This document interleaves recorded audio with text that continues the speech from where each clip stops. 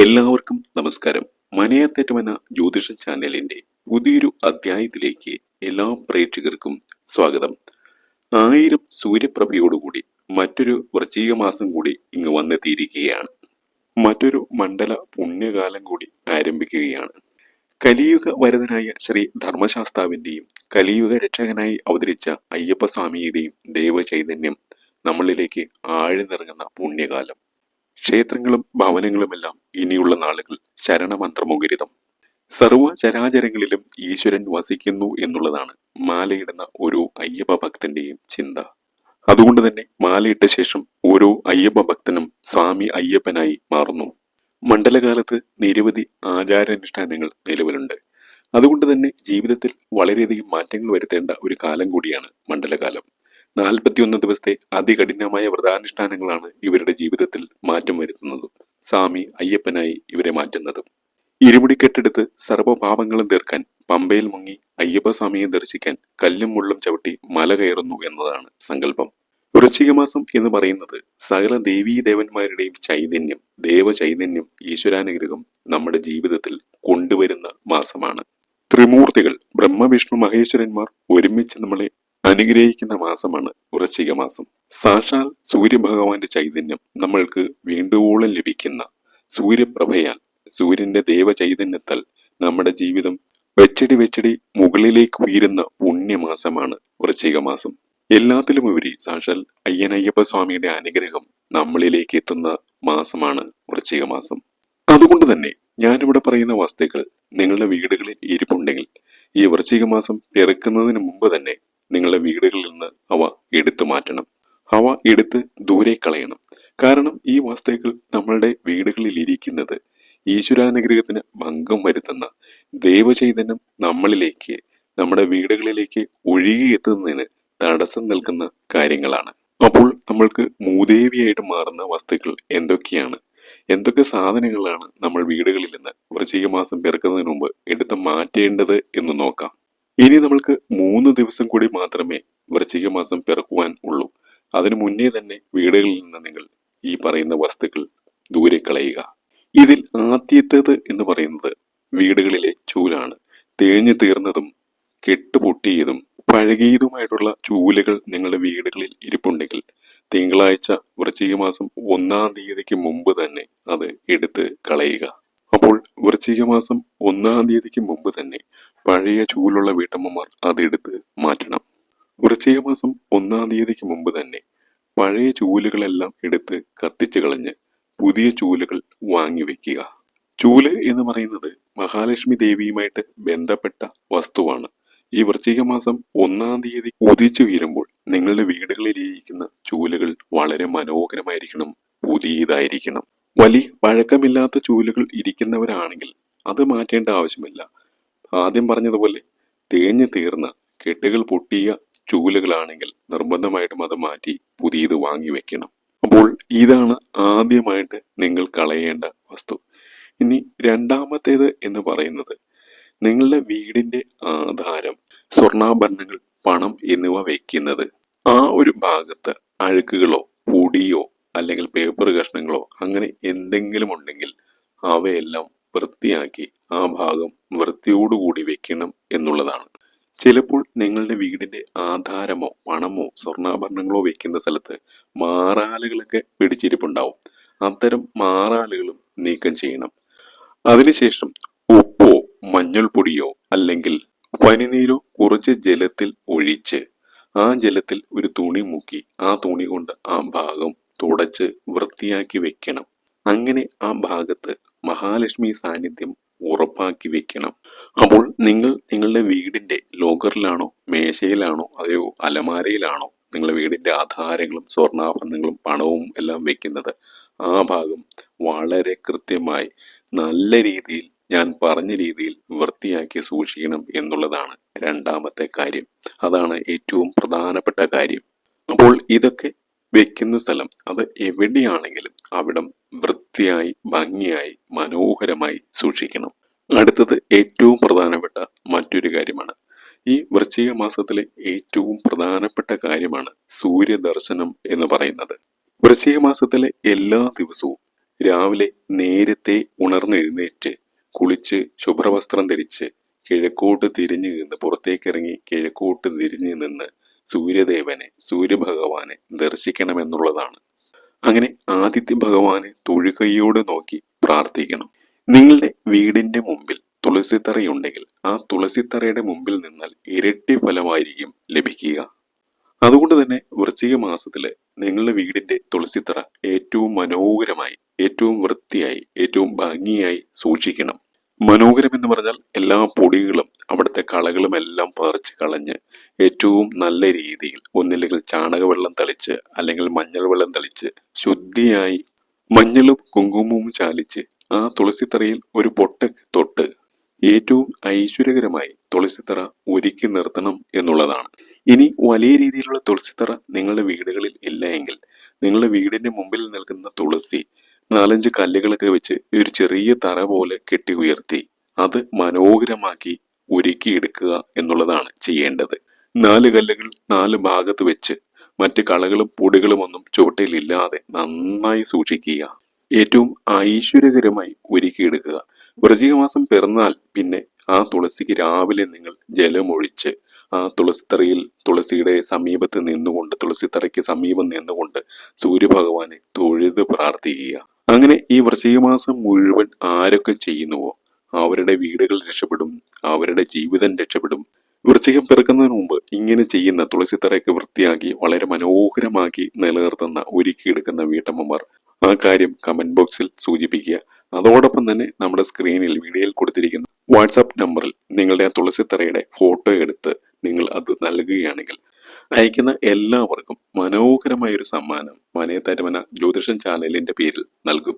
ഈ ഒരു ഉദ്യമത്തിൽ നിങ്ങൾക്ക് ആർക്കൊക്കെ പങ്കെടുക്കുവാൻ പറ്റുമോ അവരെല്ലാവരും തീർച്ചയായിട്ടും പങ്കെടുക്കണം.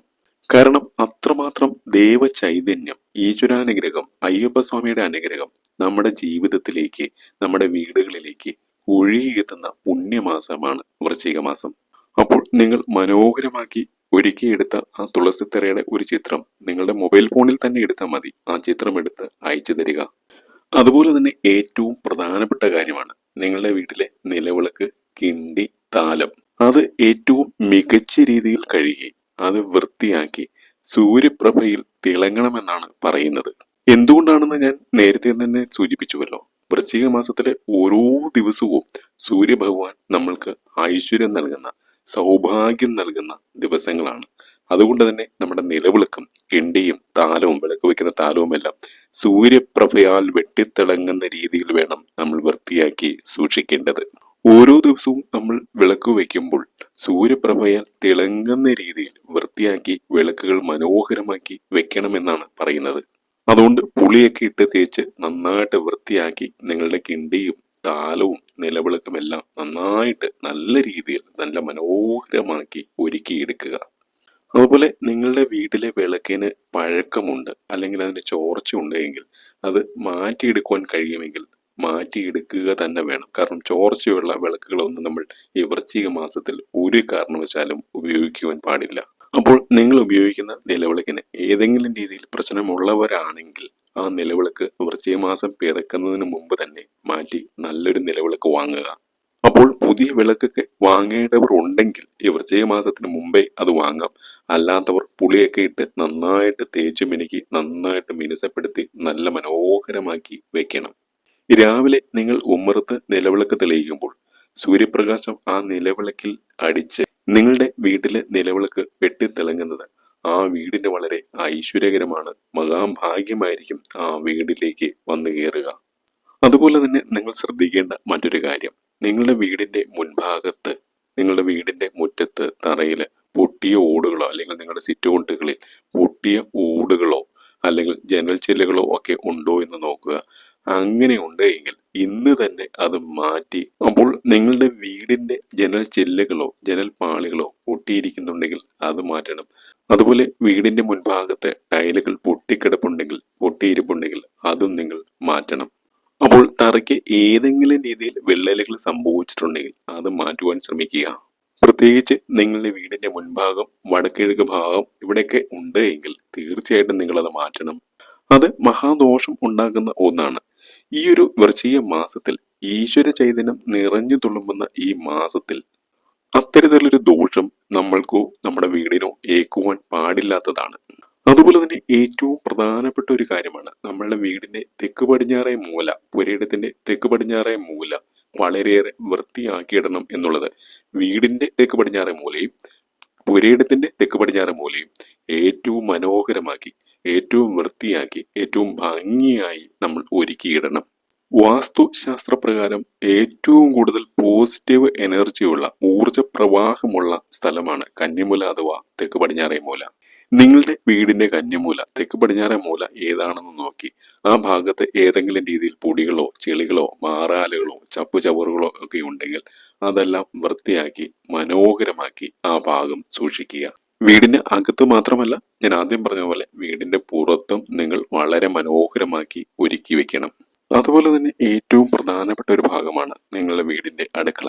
അടുക്കളയിൽ വക്കുപൊട്ടിയ ഭരണികളോ പൊട്ടിയ പാത്രങ്ങളോ ഗ്ലാസുകളോ അതല്ലെങ്കിൽ വെള്ളം എപ്പോഴും ഇറ്റിറ്റ് വീഴുന്ന ടാപ്പുകളോ ഉണ്ടെങ്കിൽ അതെല്ലാം മാറ്റി പുതിയത് സ്ഥാപിക്കണം എന്നുള്ളതാണ്. വൃശ്ചിക മാസം 1-ാം തീയതി പിറക്കുന്നതിന് മുമ്പ് തന്നെ അത് മാറ്റുകയോ അത് നന്നാക്കുകയോ ചെയ്യുക.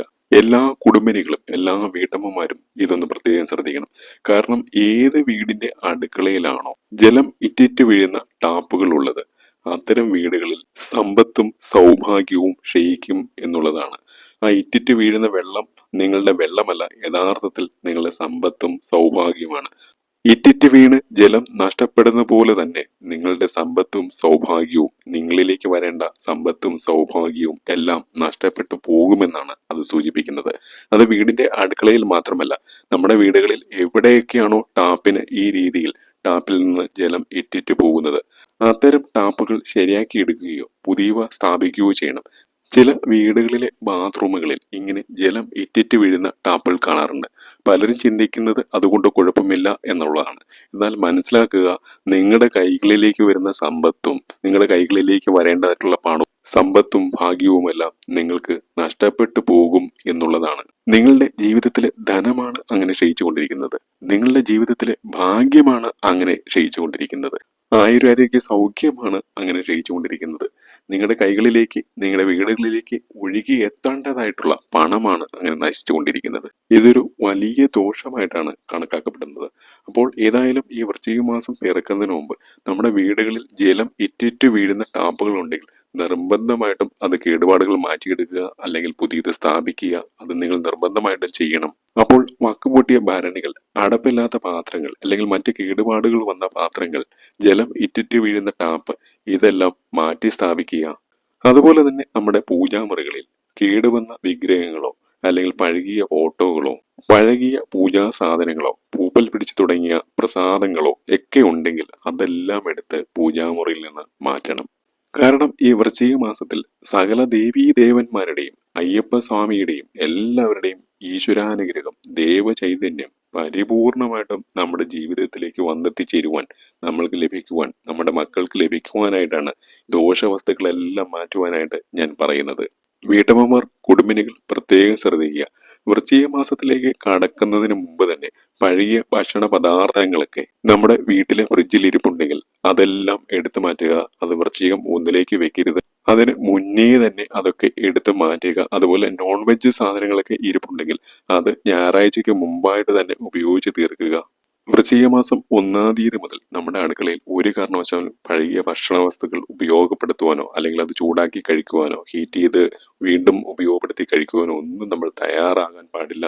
വൃശ്ചിക മാസം 1-ാം തീയതി എല്ലാവരും നല്ല ഭക്ഷണങ്ങൾ, പുതിയതായിട്ട് വെച്ച ഭക്ഷണ പദാർത്ഥങ്ങൾ കഴിക്കുന്നതാണ് ഏറ്റവും ഉത്തമം, ഏറ്റവും ഐശ്വര്യം, ഏറ്റവും മഹാഭാഗ്യം നമ്മുടെ വീടുകളിലേക്ക് എത്തിച്ചേരുവാൻ അതാണ് വേണ്ടത്. അപ്പോൾ പഴയ ഭക്ഷണ പദാർത്ഥങ്ങൾ വൃശ്ചിക മാസം 1-ാം തീയതിക്ക് മുമ്പ് തന്നെ നിങ്ങൾ നിങ്ങളുടെ അടുക്കളയിൽ നിന്ന്, നിങ്ങളുടെ ഫ്രിഡ്ജിൽ നിന്ന് എടുത്തു മാറ്റുക.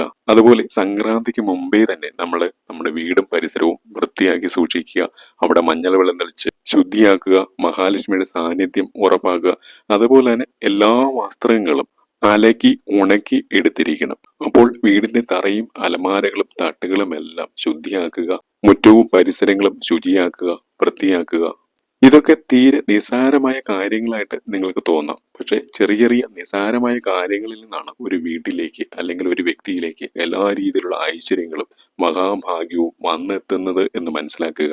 ഈ വൃശ്ചിക മാസം പിറക്കുമ്പോൾ തന്നെ എല്ലാ വീടുകളിലും ഐശ്വര്യം നിറഞ്ഞു തുളുമ്പട്ടെ എന്ന് പ്രാർത്ഥിക്കുകയാണ്. ശനിയാഴ്ച നമ്മുടെ ഭാഗത്തു നിന്നും ശനിദോഷ നിവാരണത്തിനായി ശനിയുടെ ദേവനായ ധർമ്മശാസ്താവിന് ശനീശ്വര പൂജ നടക്കും.